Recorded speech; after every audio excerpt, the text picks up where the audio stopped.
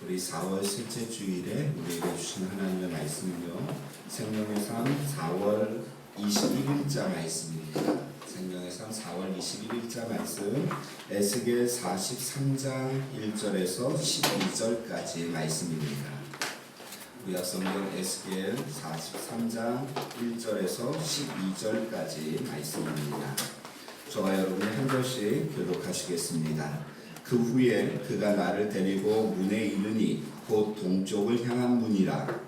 이스라엘 하나님의 영광이 동쪽에서부터 오는데 하나님의 음성이 많은 물소리 같고 땅은 그 영광으로 말미암아 빛나니 그 모양이 내가 본 환상 곧 전에 성읍을 멸하러 올 때에 보던 환상 같고 그발 강가에서 보던 환상과도 같기로 내가 곧 얼굴을 땅에 대고 엎드렸더니 여호와의 영광이 동문을 통하여 성전으로 들어가고 영이 나를 데리고 안뜰에 들어가시기로 내가 보니 여호와의 영광이 성전에 가득하더라.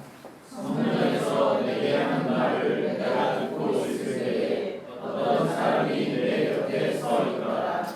그가 내게 이르시되 인자야 이는 내 보좌의 처소 내 발을 두는 처소 내가 이스라엘 족속 가운데에 영원히 있을 곳이라. 이스라엘 족속 곧 그들과 그들의 왕들이 음행하며 그 죽은 왕들의 시체로 다시는 내 거룩한 이름을 더럽히지 아니하리라. 그들이 그 문지방을 내 문지방 곁에 두며 그 문설주를 내 문설주 곁에 두어서 그들과 나 사이에 겨우 한 땀이 막히게 하였고 또 그 행하는 가증한 일로 내 거룩한 이름을 더럽혔으므로 내가 노하여 멸망시켰더니와 이제는 그들이 그 음란과 그 왕들의 시체를 내게서 멀리 제거하여 버려야 할 것이라. 그리하면 내가 그들 가운데에 영원히 살리라. 인자야 너는 이 성전을 이스라엘 족속에게 들어서 그들이 자기의 죄악을 부끄러워하고 그 형상을 침략하게 하라. 만일 그들이 자기들이 행한 모든 일을 부끄러워하거든 너는 이 성전의 제도와 구조와 그 출입하는 곳과 그 모든 형상을 보이며 또 그 모든 규례와 그 모든 법도와 그 모든 율례를 알게 하고 그 목전에 그것을 써서 그들로 그 모든 법도와 그 모든 규례를 지켜 행하게 하라. 성전으로 들어가다가 산꼭대기 지점에 주인은 지극히 거룩하리라. 성전의 법은 이러하니라. 아멘. 우리 미래소망교회 주일 예배 오신 성도님들을 주의 이름으로 환영합니다. 우리 좌우에 계신 분들에게 인사하며 교제하겠습니다. 주의 이름으로 사랑합니다. 축복합니다. 참 잘 오셨습니다. 자, 화면을 넘겨주실까요? 우리 에스겔서 말씀을 함께 보고 있는데요. 이번 주와 다음 주까지 이 에스겔서 말씀을 가지고 하나님의 말씀을 나누게 되어집니다. 이 에스겔서가 좀 어렵기는 한데 그런데 우리에게 참 중요한 것을 교훈하고 있는, 그리고 하나님께서 이 에스겔서를 통하여서 우리에게 주시는 은혜들이 많은 줄을 압니다. 자, 전체 구조를 한번 살펴보죠. 이제 2주 남았는데 우리가 언제 이 에스겔서 말씀을 가지고 이렇게 설교 말씀을 듣고 하나님의 은혜를 나누게 될지, 또 이 생명의 삶으로 언제 본문이 나오게 될지 알 수 없는데 이 에스겔서를 통하여서 주시는 은혜들을 우리가 함께 나누기를 원합니다. 자, 전체 구조는 이렇습니다. 1장부터 3장까지는 에스겔 선지자의 소명과 임무에 대해서 말씀합니다. 그렇죠? 에스겔 선지자를 부르시고 또 그에게 사명을 주시는 것이죠. 4장부터 32장까지는 바벨론 2차 포로 기간 전반부터 이스라엘이 완전 멸망할 때까지의 기록이고요. 그러면서 33장부터 39장, 우리가 이 4월 달부터 살펴본 말씀이죠. 그때는 이 이스라엘 민족의 회복에 대해서 말씀하고 있습니다.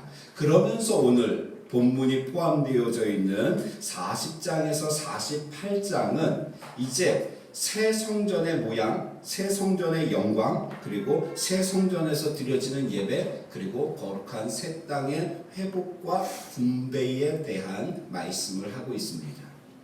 자, 이것이 이제 에스겔의 전체 구조죠. 에스겔 선지자를 부르시고 그리고 이스라엘의 멸망 때까지의 기록, 그러면서 이스라엘의 회복, 이것을 말씀하고 있는 것입니다. 자, 왜 우리가 이 에스겔서를 잘 보아야 하냐면, 여러분 지금 신천지가 난리가 아닙니다. 전에는 숨어서 그들이 신천지를 전파했다고 하면 이제는 수면 위로 떠올랐습니다. 그러면서 아주 공개적으로 교회들하고 싸우겠다라고 선포를 했습니다. 교회들마다 가면, 물론 우리 교회는 없지만 신천지 아웃 이러한 플랜카드가 걸려져 있죠. 왜냐하면 그것을 붙여놓는 것과 붙여놓지 않는 것이 법적인 효력이 있기 때문에 그렇습니다. 그래서 그것을 붙여놓고 오지 말라고 이야기했는데 와갖고 그들이 그 교회를 혼란스럽게 하면 법적으로 문제 삼을 수 있다는 것이죠. 그런데 요즘은 신천지들은 뭐라고 이야기하냐면 한기총 아웃 이렇게 이야기합니다. 한기총이라고 하면은 우리 교단이 속하고 감리교, 장로교, 성결교 이런 교단들이 속해 있는 한기총을 이야기합니다. 그런데 거기에 보면 아예 책자도 만들어서, 제가 한 권 갖고 있는데 책자도 만들어서 우리 교회에다 갖다 놨습니다. 보라고. 자기네가 진리라고. 그런데 거기에서 보면 이 에스겔서의 말씀들이 많이 나오고 있습니다. 그들이 이야기하는 것, 그리고 우리가 이야기하는 것, 그러면서 자신들이 이야기하는 것이 진리고 우리가 이단이다, 이렇게 이야기하고 있는 것이죠. 그러니까 여기에서 말하는 새 하늘과 새 땅, 이러한 말씀들, 말도 안 되는 해석을 붙여서 그렇게 성도들을 혼란스럽게 하고 있는 것이죠. 그래서 이 시대에 우리가 하나님의 말씀을 제대로 알고 그 말씀대로 순종하며 살아가야 이 영적으로 혼란한 시대에서 승리할 수 있는 줄로 믿습니다. 자, 우리가 오늘 살펴볼 말씀 본문은 40장에서 48장까지 나와 있는 본문인데요. 40장에서 48장까지 말씀을 보면 40에서 42장까지는, 그러니까 이 앞부분까지는 이제 새로 재건될 성전, 에스겔이 환상을 보는 겁니다. 성전의 구체적인 모양을 봅니다. 그러면서 43장 1절에서 12절 이 본문이 이 에스겔 전체의 가장 중요한 본문입니다. 그러니까 오늘 본문을 중심으로 하여 앞뒤가 나눠지게 되어지는 것이죠. 무엇입니까? 성전에 나타난 하나님의 임재, 하나님의 영광이라고 표현할 수 있습니다. 그러니까 에스겔서를 보실 때 여러분 오늘 본문 43장 1절부터 12절까지 말씀, 특별히 오늘 우리가 살펴볼 1절부터 5절까지의 말씀이 에스겔서에서는 가장 중요한 본문이라는 것이죠. 이해가 되시죠? 왜 우리가 이렇게 설교 시간에 편하게 설교를 듣게 그렇게 편하게 하시지 왜 이렇게 공부하듯이 하느냐? 여러분 제대로 배워야 되고, 성도님들이 에스겔서를 읽으실 때 이 부분을 알고, 이단들이 에스겔서를 가지고 이야기할 때 가장 중요한 본문을 여러분들이 말씀하실 수 있어야 한다는 것입니다. 43장 13절에서 46절까지는 성소의 제도 회복에 대해서, 그리고 47장 1절에서 12절, 아마 이 본문이 47장 1절에서 12절 이 본문이 다음 주의 말씀이 아닐까 싶은데요. 그렇죠. 다음 주의 말씀. 그러면서 에스겔서에서 가장 많이 알고 있는 본문, 다음 주일 말씀입니다. 47장 1절에서 12절, 성전 문지방에서부터 흘러나오는 생수에 대한 말씀, 다음 주일 말씀입니다. 그리고 마지막으로는 땅의 분배와 새 예루살렘을 말씀하고 있는 것이죠. 자, 저를 보시죠. 에스겔을 한마디로 이야기하면 이스라엘에서 하나님의 영광이 떠나가는 것과 그리고 다시 회복되어지는 것을 말씀하는 책입니다. 그러니까 에스겔 10장에서 하나님의 영광이 떠나가죠.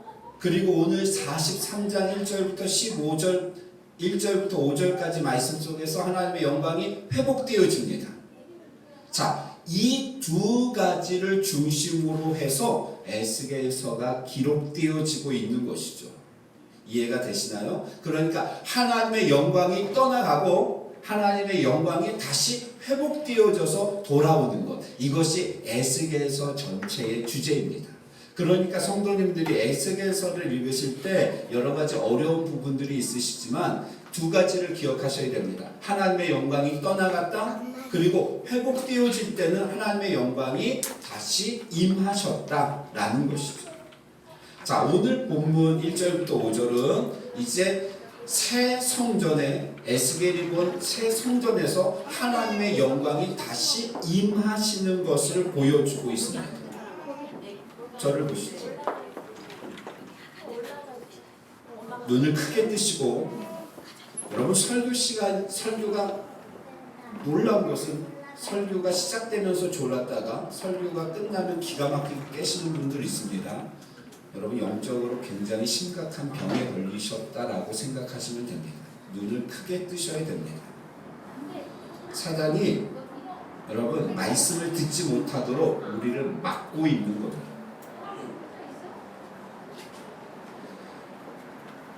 왜 하나님의 영광이 떠나갑니까?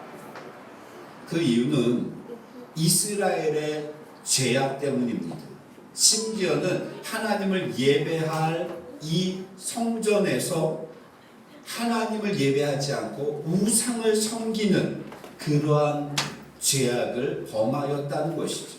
그러니까 하나님께서 떠나가시는 겁니다. 자, 그 성전에 더 이상 머무르실 수 없었죠. 그래서 하나님의 영광이 어떻게 떠나가시느냐? 10장 말씀에 보면 하나님이 어디에, 성전인데 어디에 계십니까? 저 중에서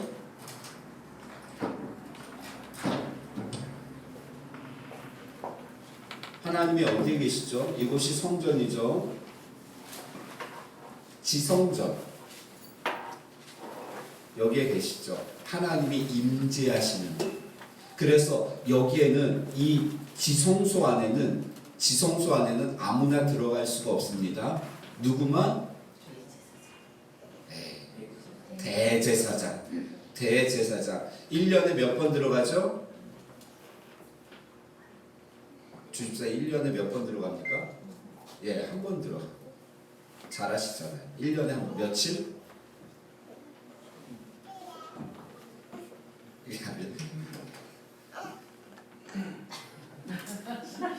며칠이요? 7월 10일 대속죄일 1년에 한 번 들어가는 겁니다. 들어갈 때 무엇을 달고? 방울을 달고. 왜? 자신의 죄가 용서받지 못했거나 이스라엘 백성의 죄악이 용서받지 못하면 그 자리에서 즉사하게 되어지는 겁니다. 그렇기 때문에 방울을 들고 들어가죠. 그 옆에는 항상 그 밖에는 쇠갈고리가 있습니다. 방울 소리가 들리지 않으면 쇠갈고리를 이렇게 끄집어내는 것이죠. 하나님의 임재하시는 곳, 하나님이 거하시는 지성소, 이 성전 안에서 계시다가 하나님의 영광이 떠나가는데 성전의 문지방, 여기 있죠? 문지방으로 머무십니다. 그리고 동문으로 머무시죠. 이것이 4절, 18절, 19절 이렇게 나타나다가 동편산, 이쪽에 있는 산 11장 23절, 그러니까 여기서 그리고 이쪽으로 하나님이 이스라엘 백성들을 떠나실 때 어떻게 떠나시냐면 머뭇하시다가 떠나시는 것이죠. 그런데 여러분, 오늘 본문에서 하나님의 영광이 다시 이스라엘에게 임하실 때는 어떻게 임하십니까? 43장 2절 말씀을 보시죠. 하나님의 영광이 동쪽에서부터 오는데 하나님의 음성이 많은 물소리 같고 땅은 그 영광으로 말미암아 빛나니 그 모양이 내가 본 환상 곧 이러면서 4절 말씀 여호와의 영광이 동문을 통하여 어떻게 성전으로 들어가고 떠나실 때는 하나님의 영광이 떠나실 때는 성전 문지방 동문 그리고 동편 산 이렇게 머뭇하시면서 떠나가시다가 임하실 때는 어떻게 임하시냐면 동쪽으로부터 시작하여서 동문으로 해서 성전으로 바로 들어오시는 거예요. 이것이 하나님의 사랑이죠. 하나님이 이렇게 임하시는데 하나님의 영광이 떠나시니까 어떠한 일이 벌어집니까?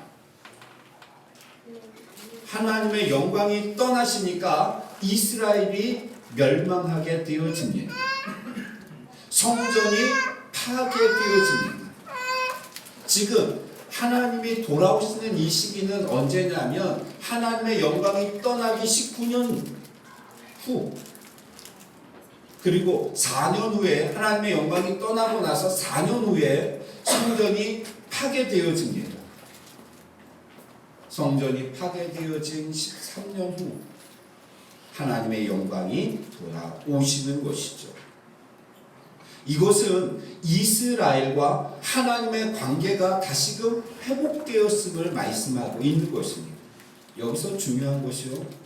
여러분, 우리의 개인과 우리의 가정과 그리고 우리 교회 속에 하나님의 영광이요, 하나님의 임재, 하나님의 보호하심이 없으면 우리는 살아갈 수 없는 존재임을 우리는 알 수 있습니다.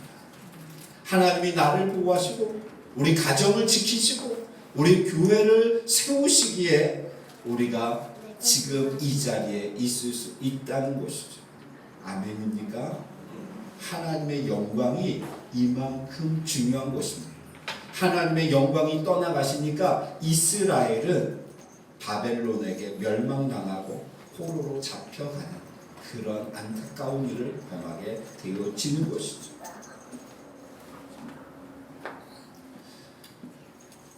아킬레스건이라는 것이 있습니다. 무슨 의미인가요? 아킬레스건.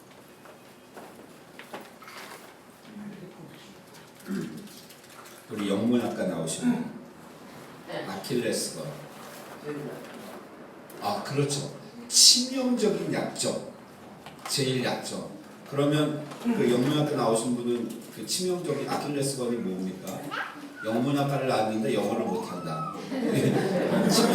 치명적인 약점이 있는 것이죠. 영문학과를 나왔는데 영어를 못한다.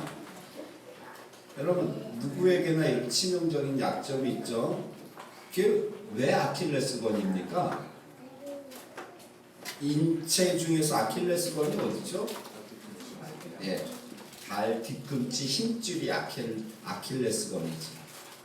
아킬레스라는 사람은 그리스의 전설적인 영웅이었습니다. 신화에 나온 전설적인 영웅이었죠. 그 어머니가 이 아이를 낳고 어떻게 했냐면 자신의 몸을 보호할 수 있는 강이 있었는데 이 스틱스 강이라는 것에 몸을 담급니다. 그러니까 온 몸에 상처를 입지 않을 무적의 모든 무기를 방어할 수 있는 무적의 몸이 되어지는 것이죠. 그래서 용사가 되어집니다. 어떻게 몸을 담갔을까요? 네, 발목을 이렇게 잡고 이렇게 담그는 겁니다. 끝까지. 그런데 어디가 안 잠겼다? 발목을 잡은 부분. 그 부분이 안 잠긴 겁니다. 그러니까 그 부분이 약해진 것이죠. 트로이 전쟁 때 적의 독화살이 그 발목, 그 부분을 찌릅니다. 그래서 그가 죽게 되어졌다라는 그런 이야기죠. 아킬레스건. 인간은 누구나 약점이 있고요, 허점이 있습니다. 그런데 하나님께서는 우리의 연약한 부분을 보호하시는 것이죠.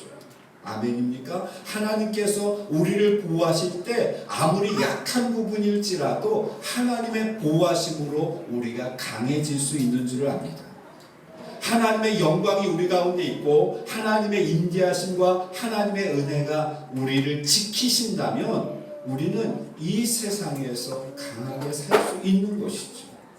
그렇기 때문에 여러분, 건강으로 인하여 염려하지 마시고 물질로 인하여 두려워하지 마시고 장래에 내가 어떻게 될지에 대하여 불안해하지 마시기를 바랍니다. 아멘입니까? 하나님께서 우리의 가장 연약한 부분도 지키신다는 것이죠. 하나님의 은혜가 있고 내가 하나님 안에 거하면 하나님께서 인도하신다는 겁니다. 그렇다고 건강관리 안 하고 밤마다 라면 먹으면서 막 그렇게 살라는 거 아니죠? 노대책 필요 없다고 해갖고 뭐 지금 펑펑 쓰라는 그러한 이야기 아닙니다. 하나님이 지켜주시니까 안전사고 안 난다고 험하게 운전해도 된다는 그런 이야기 아닙니다. 무엇입니까? 하나님께서 보호하시지 않으면 이 모든 것이 소용없다는 것이죠.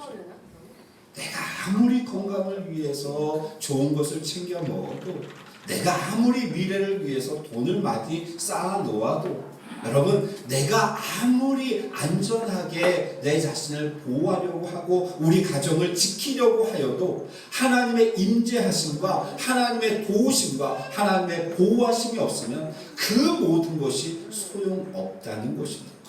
아멘입니까? 성전은 자, 오늘 하나님의 영광 안에서 산다는 것, 이것이 참된 삶입니다. 그래서 40장부터 42장까지 성전에 대해서 상세하게 소개되었는데 그 성전이 하나님의 영광이 들어가실 때 비로소 진정한 성전이 되는 것이죠.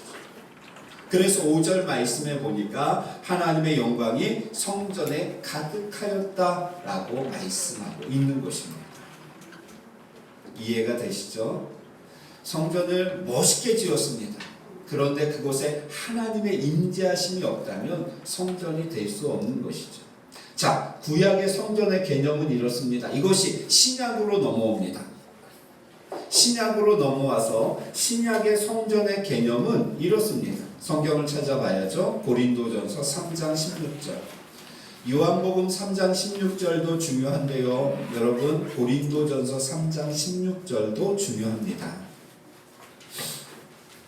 요한복음 3장 16절을 우리가 아멘으로 받고 그 다음에 아멘으로 받아야 될 말씀이 고린도전서 3장 16절입니다. 같이 읽겠습니다. 시작. 너희는 너희가 하나님의 성전인 것과 하나님의 성령이 너희 안에 계시는 것을 알지 못하느냐. 아멘. 이제 더 이상 예루살렘 안에 성전, 다윗성 솔로몬 성전, 이러한 성전이 아니라 그 성전이 아닌 너희가, 예수 그리스도를 믿는 너희가 이제는 하나님의 성전이 되었다라고 말씀하고 있는 것입니다.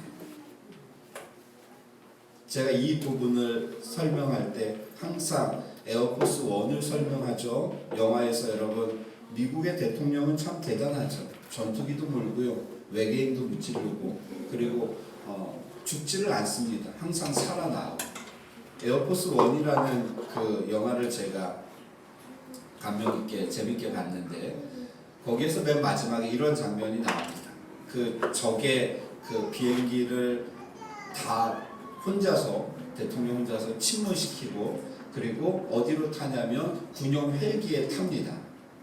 군용 헬기에 탔는데 그 그 조종사가 뭐라고 이야기하냐면 지금부터 이 전투기가 에어포스 1이다 이러한 이야기를 영어로 합니다. 박지집사님 그걸 영어로 어떻게 해요?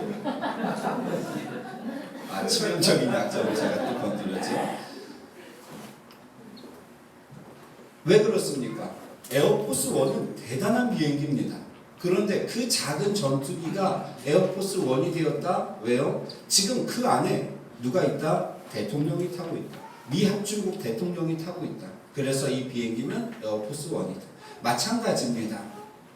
성전이 아무리 크고 화려하여도 하나님의 임재, 하나님의 영광이 그 안에 없다면 그것은 더 이상 성전이 될 수 없죠. 마찬가지로 이제는 예수 그리스도를 믿는 우리들이 예수 그리스도의 십자가 사건으로 인하여 그 휘장이 둘로 찢어지고 하나님이 지성소에 계시지 아니하고 각 성도들 마음에 성령으로 임하신 것이죠. 우리 마음 가운데 거하신다. 그렇기 때문에 우리가 이제는 하나님을 모신 하나님의 성전이 되었다라고 말씀하고 있는 것입니다. 아멘입니까? 여러분, 우리 개인이 하나님의 성전인 것이죠. 그러면 성전이 해야 될 것은 무엇입니까? 성전에서는 무엇을 했나요? 하나님을 예배하는 일을 성전이 했죠. 그렇기 때문에 우리의 삶에 하나님의 성전된 성도들의 삶에 가장 중요한 것이 있다면 그것은 여러분 예배의 삶입니다. 예배자로 평생 하나님 앞에서 살아가는 것입니다. 요즘 사람들은 이야기합니다. 우리가 드리는 찬양처럼 삶의 예배가 중요하다. 형식적인 예배는 뭐 그렇게 중요하냐? 실제로 삶 속에서 드려지는 예배가 중요하지 않냐? 여러분 물론 맞는 말입니다. 그런데 그 삶으로 드려지는 예배는 형식적으로 드려지는 이 예배를 통하여서 나올 수 있는 것이죠. 이 예배가 제대로 세워지지 아니하고 하나님 앞에 드려지지 않으면서 어떻게 삶의 예배를 드린다라고 말씀할 수 있느냐는 것이죠. 그래서 일주일의 첫 시간인 이 주일에 드려지는 예배에 우리는 생명을 걸어야 되는 것입니다. 아멘입니까? 하나님의 은혜는 어디로부터 나오는가? 이 예배를 통하여서 이 예배 속에 하나님의 영광이, 하나님의 임재가, 하나님의 능력이, 하나님의 은혜가 임하게 되어집니다. 그래서 이 시간 드려지는 예배가 여러분 귀하고 소중한 것이죠. 우리는 예배자로 살아야 하는데 하나님께서 그 예배를 이야기하실 때 여러분 최상의 예배를 주님이 원하시는 줄로 압니다. 아멘입니까? 최고의 예배, 최상의 예배를 하나님 앞에 드리는 성도님들이 되시기를 주의 이름으로 축원합니다. 최상의 예배를 드리기 위해서 여러분 주일 준비를 해야 합니다. 주일 예배를 준비해야 하죠. 가장 기본적으로는 최상의 예배, 최상의 컨디션을 가지고 하나님 앞에 드려야 합니다. 가장 좋은 정신 상태, 몸 상태, 그러기 위해서 기본적으로 토요일에는 일찍 주무셔야 합니다. 불타는 거는 금요일 날 하시고 토요일에는 일찍 주무셔요. 우리 영어가 아킬레스건인 박지집사 어제 몇 시에 주무셨나요? 그러니까 몽롱하죠. 꿈속에서 하나님을 만나죠. 다음 주에는 2시에 주무실 수 있도록 일찍 우리가 잠자리에 들어서 우리 자신의 몸을 준비하고 정신을 준비하는 것, 여러분 이것이 주일을 준비하는 시작입니다. 물질을 여러분 하나님 앞에 드릴 예물을 미리 준비해야 하죠. 그리고 한 주를 정리할 때 여러분 금요기도에 오십시오. 금요기도에 오셔서 한 주를 정리하시고 주일을 준비하면서 하나님 앞에 기도로 우리 자신을 세워나가는 것, 이것이 주일을 준비하는 것입니다. 그리고 주일 예배의 최상으로 참석해야 합니다. 주일 준비도 최상으로 해야 하지만 주일 예배를 최상으로 참석해야 합니다. 그것이 무엇이냐? 제일 첫 번째, 가장 좋은 옷을 입고 오셔야 합니다. 주일 예배에 여러분 가장 좋은 옷, 남들이 볼 때 결혼식 가나 이렇게 생각할 수 있나요? 우리 영어도 아킬레스건이고 잠도 아킬레스건이에요. 박재일 사님은 그게 최상인가요, 옷이? 최상이네요.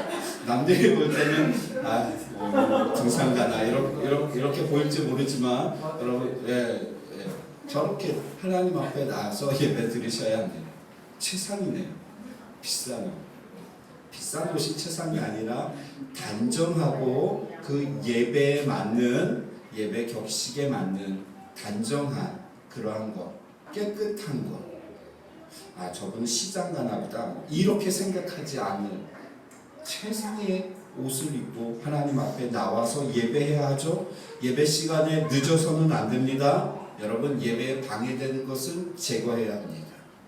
이것이 최상의 예배를 드리는 것이죠. 최상의 예배를 그 시간에 드려야 할 때 찬양하는 시간이 있죠. 여러분, 열심히 찬양해야 합니다. 기도하는 시간 열심히 하셔야 합니다. 설교 시간 졸지 마시고 들으셔야 하고, 교제하는 시간에 적극적으로 교제하셔야 합니다.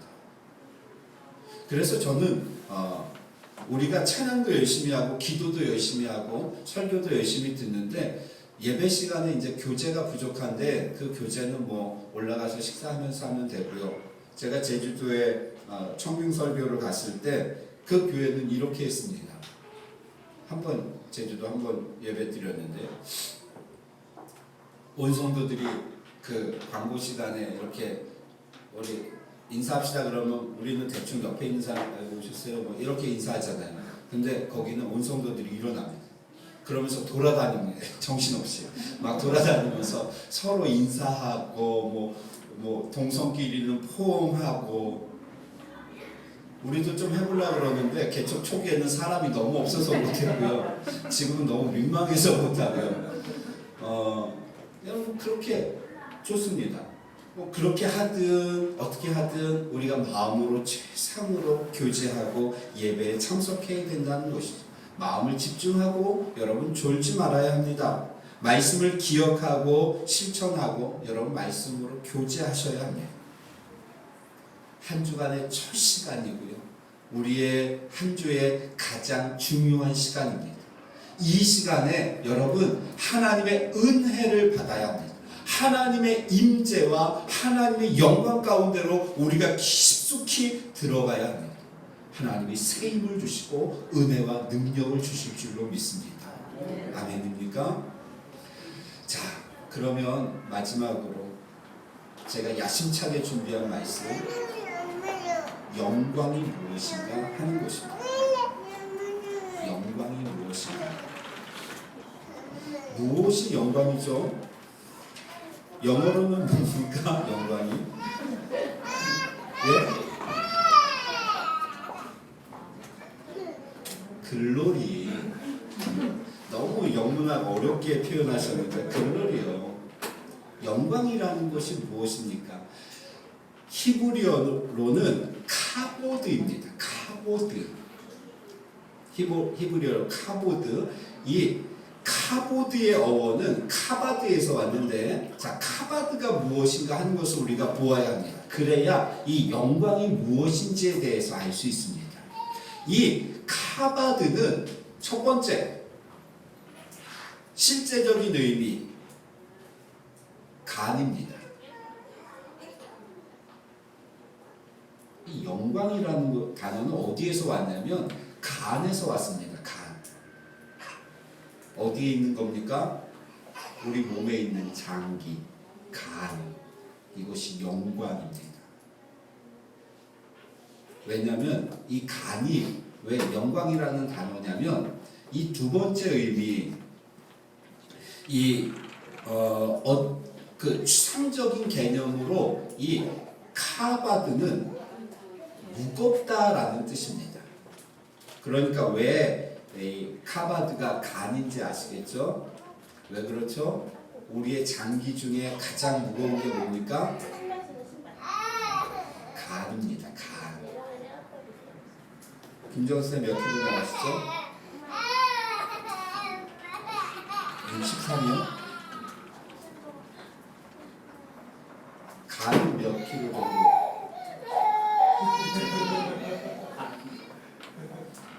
1.3kg.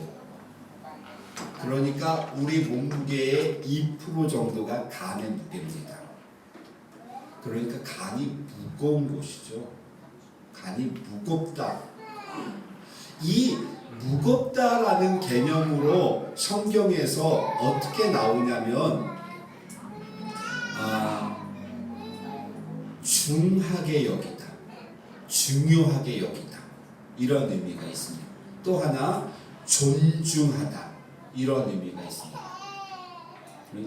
중하게 여기는 것이죠. 무겁게 여기는 겁니다. 그런데 여러분 또 어떤 의미가 있냐면 완악하다라는 의미가 있습니다. 완악하다. 그리고 강팍하다라는 의미가 있습니다. 그러니까 이 한 단어 속에 하나님의 의도를 숨겨 놓으셨습니다. 어떻게? 어떠한 의미는 중요하다라는 의미가 되고 어떠한 의미는 완악하다, 강팍하다라는 의미가 되어지는 것이죠. 어느 때 이것이 하나님을 무겁게 여기면 존중한다라는 의미가 되는데 하나님을 가볍게 여기면 완악하다라는 의미가 되어지는 단어가 이 카바드라는 단어입니다. 이해가 되시나요? 여러분, 하나님이 날마다 우리의 영적인 무게를 달고 계시는 것 여러분 아십니까? 내가 하나님을 오늘 무겁게 여기는가? 어떤 의미입니까? 중요하게, 소중하게 여기는가? 아니면 하나님을 가볍게 여기는가? 하나님을 무겁게 여기면 하나님을 존중하는 것이 되어지고 하나님을 가볍게 여긴다면 우리의 마음이 완악하고 강팍한 것을 의미한다는 것이죠. 이것이 영광이라는 단어가 나온 카바드의 의미입니다. 우리의 삶 가운데 적용한다면요, 여러분 지난주 금요일 제가 말씀드렸죠. 은혜로운 설교는 언제 나온다? 금요일에 나온다. 정말 중요한 부분을 우리가 말씀 속에서 나누었죠. 무엇입니까? 성경을 찾아보죠. 중요하니까 39장 9절 말씀입니다. 39장 9절 말씀.